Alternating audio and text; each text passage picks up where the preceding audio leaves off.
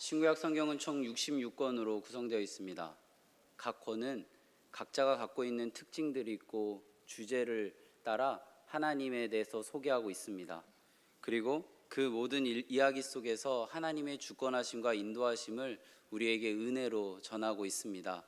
오늘 함께 읽은 열왕기 상하에서는 많은 왕들의 이야기들이 나오고 있습니다. 그런데 그 이야기들을 자세히 보면 남왕조와 북왕조로 나뉘어질 때에 그 국제적인 정세의 흐름을 미리 이야기한 아히야의 이야기라든지 히스기야가 죽음과 생명 영장에 대한 그런 개인적인 그리고 때로는 하나님의 뜻을 전한 히스기야의 이야기, 이사야의 이야기라든지 그리고 그 모든 시간들 속에 무명한 선지자가 하나님의 말씀을 전하는 이 이야기들 속에 선지자들의 이야기로 가득하다라는 사실을 알게 됩니다. 열왕기 상하의 주인공을 이야기하면 물론 하나님이시지만 사람 주인공을 이야기하면 선지자들이라고 할 수 있습니다. 이 열왕기 상하에서 선지자들이 많이 등장하는데 그 중에서 우리가 기억하고 있는 선지자가 한 명 있습니다. 찬송가 199장의 2절 가사에 등장하기도 하고 그리고 구약 전체에서 죽음을 맛보지 않고 하나님 품으로 간 두 사람이 있는데 그 두 사람 중에 한 명이었던 엘리야입니다. 오늘 이 엘리야에 대한 이야기를 나눌 때에 하나님께서 우리 한 명 한 명에게 하시는 이야기를 듣고 하나님 품 안에서의 평안과 위로를 누리고 돌아가시기 바랍니다. 엘리야는 구약성경 17장, 열왕기상 17장에 처음으로 등장하는데 그때 이렇게 소개가 됩니다. 길앗이라는 땅에 거주하는 디셉 사람 엘리야라고 소개가 되는데요. 보통 구약 사람들의 이야기 속에서 사람을 소개할 때는 누구의 아들 누구 이렇게 주로 소개가 됩니다. 뭐 배경이라든지 아니면 그런 것이 없으면 이 사람은 하나님이 어떤 방법으로 부르셨다.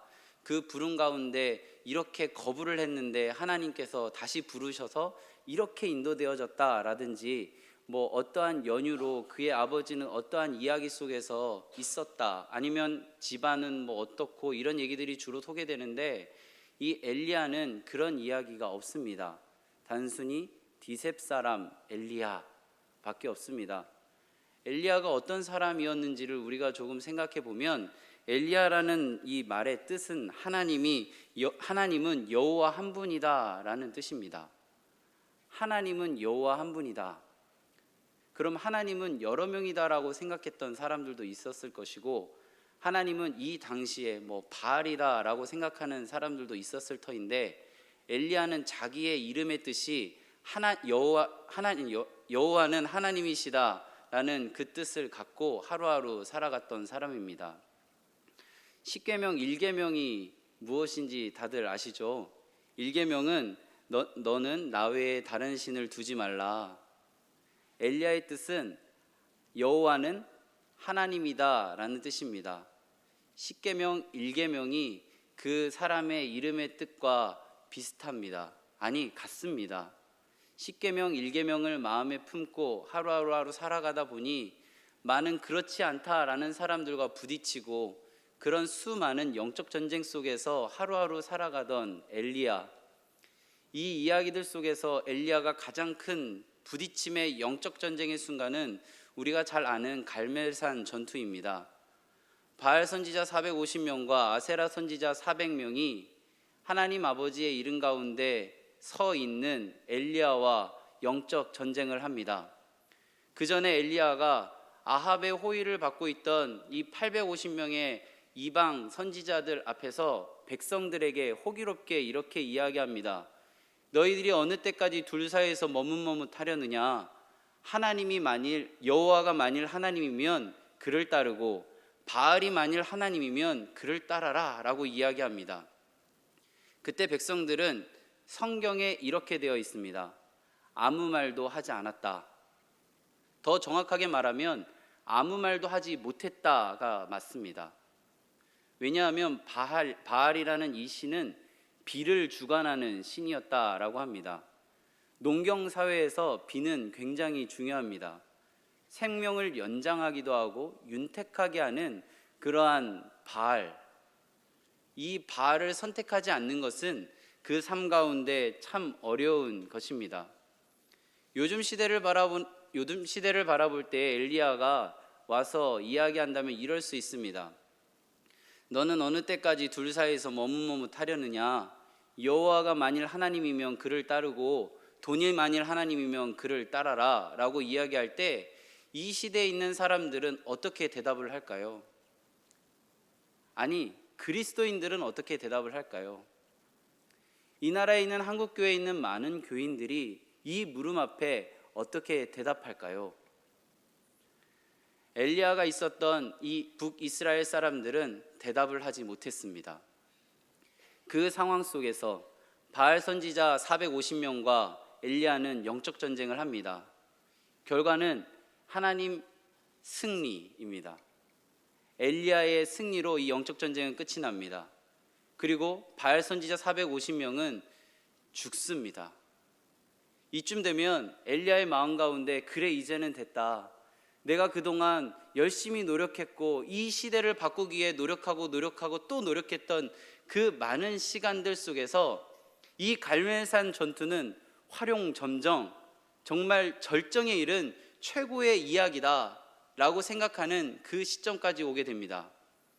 그때 북이스라엘 왕이었던 아합은 엘리야의 충언을 받아들이며 북이스라엘 사람들을 하나님 앞으로 돌아왔다라고 하면 참 좋은데 열왕기상 19장 1절을 보면 그의 부인이었던 이세벨에게 가서 이 이야기를 합니다.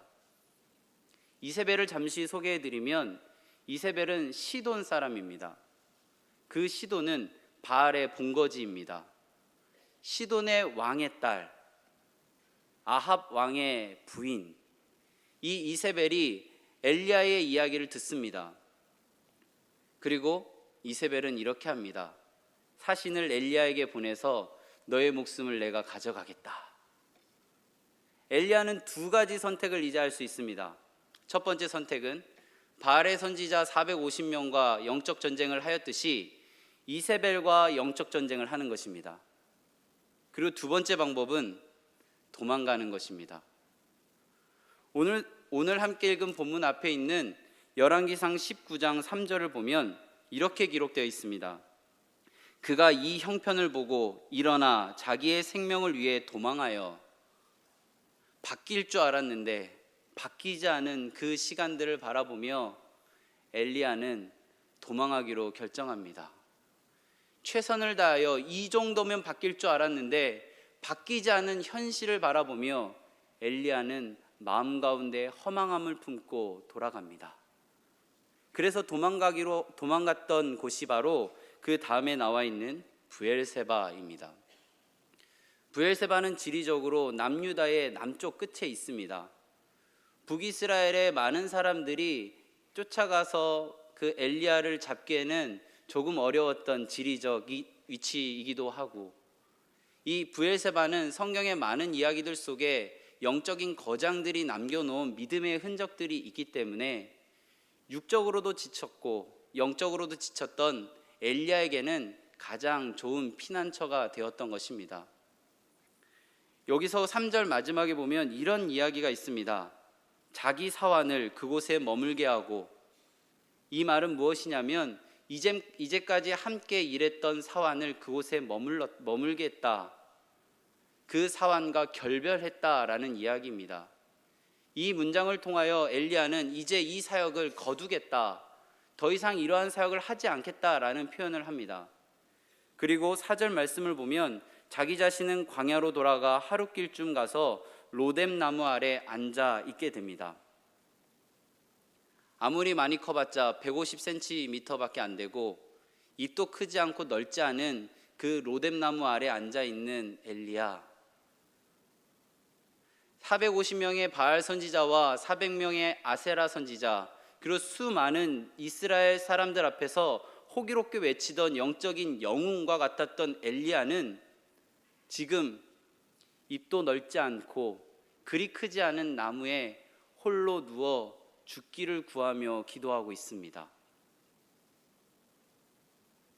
그의 모습을 바라볼 때에 무언가에 노력하고 마음을 쏟다, 그것이 이루어졌다라고 생각되어졌을 때 이루어지지 않았다라는 사실 속에 있는 엘리야의 모습을 바라보면 18장까지 그렇게 열심히 최선을 다하여 하나님이 일을 했던 엘리야의 모습은 찾아보기가 어렵습니다.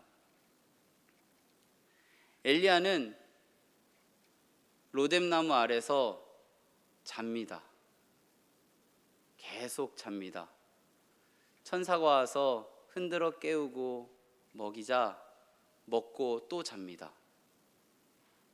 성경은 먹고 자고 누웠다라는 것을 계속 반복했다라고 기록합니다. 이제 엘리야가 체력을 회복하고 하나님의 산 호렙으로 갑니다. 이제부터 우리가 함께 읽은 본문의 이야기가 시작되는데, 이 이야기가 시작되어졌을 때 우리가 기대하는 것은 그래도 엘리야인데 하나님이 보호하셨고 하나님이 먹이셨고 하나님이 일으켜 주셨는데 힘내서 기도하는 장면을 우리는 기대합니다.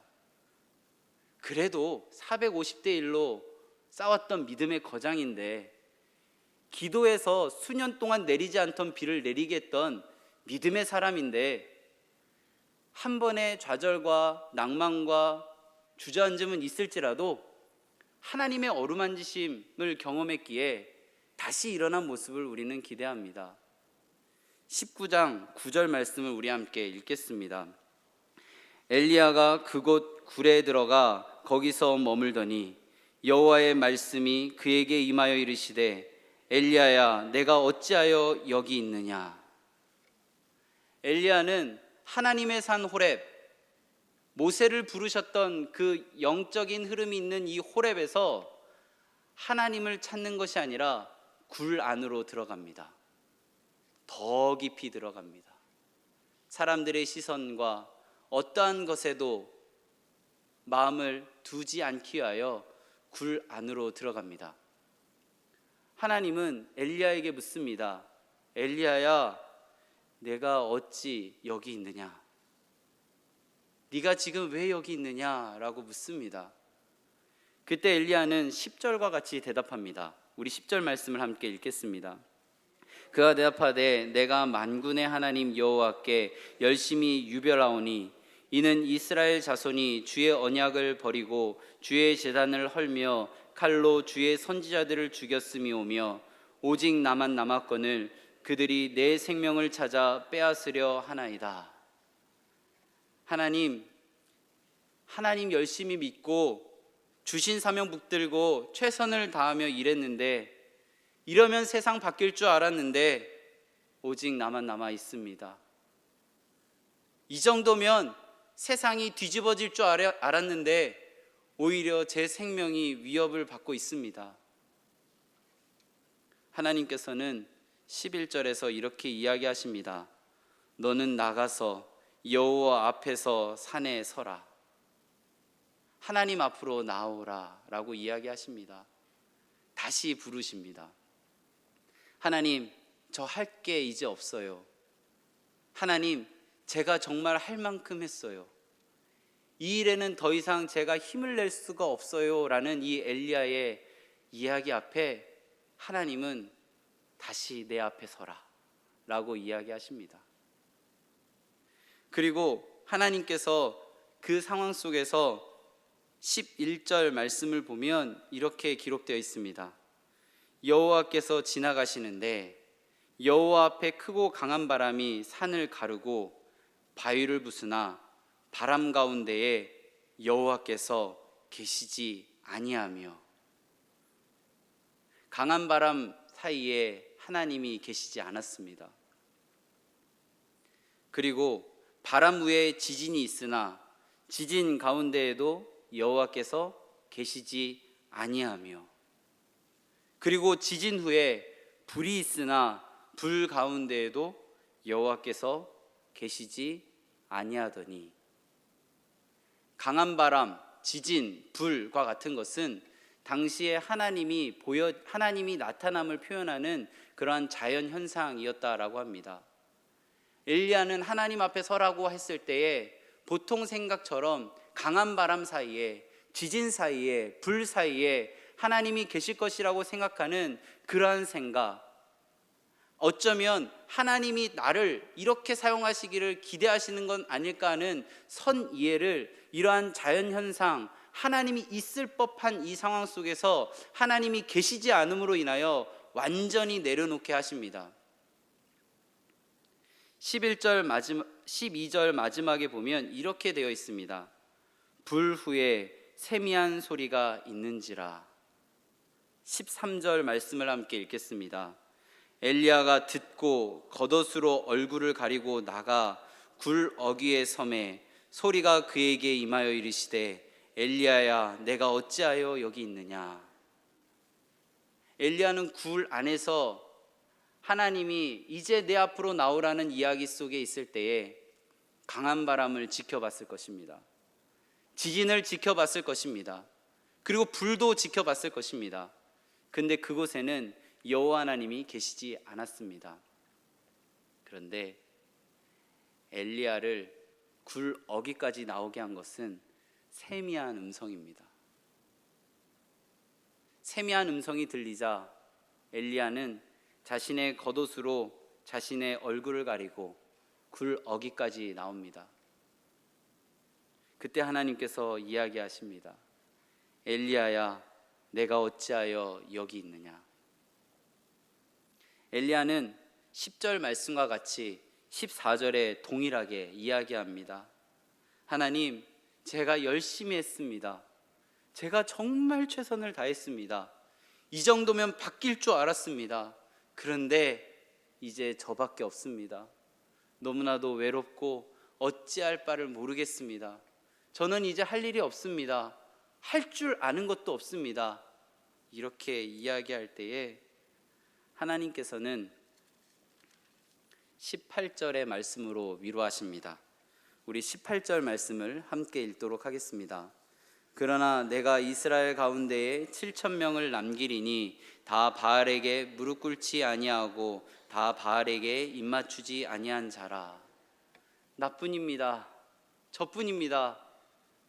아무도 없습니다 라고 이야기할 때에 하나님께서는 바알에 무릎 꿇지 않은 자가 7,000명이나 남겨놨다. 여기서 7,000이란 수는 무수히 많다라는 표현입니다. 한 명도 없는 것 같지만 무수히 많은 사람이 지금 있다라는 이야기를 합니다. 엘리야의 사역의 모습을 볼 때 그 7,000명이라는 이야기를 듣고 하나님께서 이렇게 이야기하셨으면 이 성경의 이야기가 굉장히 드라마틱하고 멋지게 전개되었을 수도 있습니다. 7,000명이 있다. 모아라. 모아서 악의 축인 이세벨의 무리를 전멸하고 진멸하여라 라고 이야기한다면 그 뒤에 갈멜산 대결보다 더 큰 영적 대결이 남겨져 있을 법도 한데 하나님께서는 그건 그거고 너에게 새로운 부르심을 허락하겠다라고 이야기하시면서 3명의 사람을 세우라고 합니다. 첫 번째로 15절에 보면 아람 왕으로 하사엘을 세워라. 그리고 16절에 보면 예후로 북이스라엘 왕을 세워라. 그리고 엘리사로 너의 뒤를 이어라 라고 이야기합니다. 하나님의 뜻하심 안에 우리가 하루하루 살아갈 때에 엘리야의 이름의 뜻, 하나님은 여호와 한 분이시다. 십계명 1계명을 마음에 품고 세상을 향해 그렇게 많은 영적 전쟁을 하며 끊임없이 주님의 말씀을 붙들고 살아왔던 그 엘리야가 부엘세바로 그리고 로뎀나무로 굴로 갔던 이 시간들이 우리들 안에 있지는 않으십니까? 황무한 이 땅을 바라보며 우리들의 마음 가운데 이 정도 기도하고 이 정도 마음 쓰고 이 정도 노력하면 이 시대가 변해야 되는데, 이 정도 기도하면 내 가정이 변해야 되는데, 이 정도 마음 쓰면 나의 사랑하는 아들, 나의 사랑하는 딸, 내 배우자 변해야 되는데, 이 정도로 기도하면 내가 있는 삶의 터전이 그리스도의 향기가 가득한 그런 곳이 되어야 하는데, 변하지 않는 현실을 바라볼 때 사환과 결별하며 그 모든 것을 끊겠다 했던 엘리야의 마음, 로뎀나무 아래서 먹고 자고 먹고 자고를 반복하며 허탈한 마음을 내려놨던 그 시간들, 굴 안에서 나오지 않았던 그 시간들이 혹시 있으시다면 세미한 소리로 하나님께서 이렇게 이야기하십니다. 내가 다 봤다. 굴 안에 그 잔향이 가득한 그 굴의 소리로 내가 다 봤다. 크고 강한 소리는 아니지만 내가 다 봤다 라는 그 세미한 음성이 우리들의 마음을 감싸고 우리들의 몸을 감싸서 굴 속 깊이 들어가 있던 우리들의 몸을 굴 어귀까지 이끌고 오십니다. 그때 하나님께서 우리들의 삶 가운데 기대되어지는 모습이 아니라 또 다른 하나님의 부르심 안으로 인도하실 줄로 믿습니다. 엘리야가 그동안 수없이 많은 영적 전쟁에서 많은 이들과 혼자 외롭게 싸웠던 그런 삶 속에서 이어져 간 것이 아니라 3명의 사람을 세웠던 것처럼 우리의 수없이 붙들고 살아왔던 그 상황 속에서 하나님의 세미한 음성을 듣고 굴 어귀까지 나아간다면 믿음의 사람 한 명을 세워라, 너희 주변에 이 사람을 세워라 라는 그런 하나님 아버지의 명령을 듣게 될 줄로 믿습니다. 이 세상 속에서 우리는 어쩌면 혼자 있는 것 같다라고 느껴질 때가 종종 있습니다. 그때 하나님께서 위로하십니다. 바알에 무릎 꿇지 않은 자, 하나님이 아닌 다른 것에 무릎 꿇지 않은 자 7,000명, 무수히 많은 사람을 내가 남겨놓았다. 그 말씀을 통하여 내가 너의 수고로움과 너의 노력과 너의 무릎 꿇었던 그 많은 시간들을 다 보았다라고 이야기하는 그 따뜻한 말씀으로 인하여 우리를 하나님의 품 안으로, 하나님의 부르심의 자리로 인도해 주실 줄로 믿습니다. 오늘 우리는 세상의 혼탁함 속에서도 그 시간을 그 혼탁함에 내려놓는 것이 아니라 하나님 전에 나와 이렇게 예배하고 있습니다. 이 모습만으로도 우리는 우리들의 삶의 주인은 하나님임을 고백하는 것입니다. 이제 우리들의 마음 가운데 혹시 로뎀나무 아래 있다면, 굴 안에 있다면 오늘 이 자리에서 하나님께서 허락하시는 세미한 소리로 위로받고 돌아가시기 바랍니다. 그리고 그 위로로 끝나는 것이 아니라 내가 너를 통하여 이러이러한 일들을 하기를 원한다 라는 그 음성을 꼭 듣고 돌아가시기 바랍니다. 오늘 수요 예배 마치면 제가 뒤에 서서 지켜보는 것이 아니라 문을 빨리 닫아드리도록 하겠습니다. 그래서 이 자리에서 우리가 예배를 마치고 이 마음 잘 간직해서 하나님, 제가 이제까지 이런 노력을 했는데 정말 안 되는 것 같았는데 하나님이 다 보고 계셨다라는 사실을 제가 오늘 꼭 느끼고 위로받고 하나님 주신 사명 느끼며 돌아가기를 소망합니다 라는 그러한 시간으로 이 예배 이후의 기도 시간을 채워가시기 바랍니다. 하나님은 우리 모두의 아버지이십니다. 그 아버지가 오늘 이 예배를 그리고 이 시간을 주관하십니다. 오늘 이 은혜가 하나님 아버지의 이름 가운데 바로 설 때에, 주님의 부르심 앞에 정직하게 나아가는 도구가 될 때에 주님의 마음을 시원하게 하는 통로로 우리가 사용되어질 줄로 믿습니다. 이 은혜가 우리 가운데 가득하기를 간절히 바라고 축원합니다. 우리 나눈 말씀을 기억하며 함께 기도하겠습니다. 모든 것을 내려놓고 싶을 때 세미한 소리로 위로하시는 하나님의 어루만져 주심을 의지하게 하옵소서.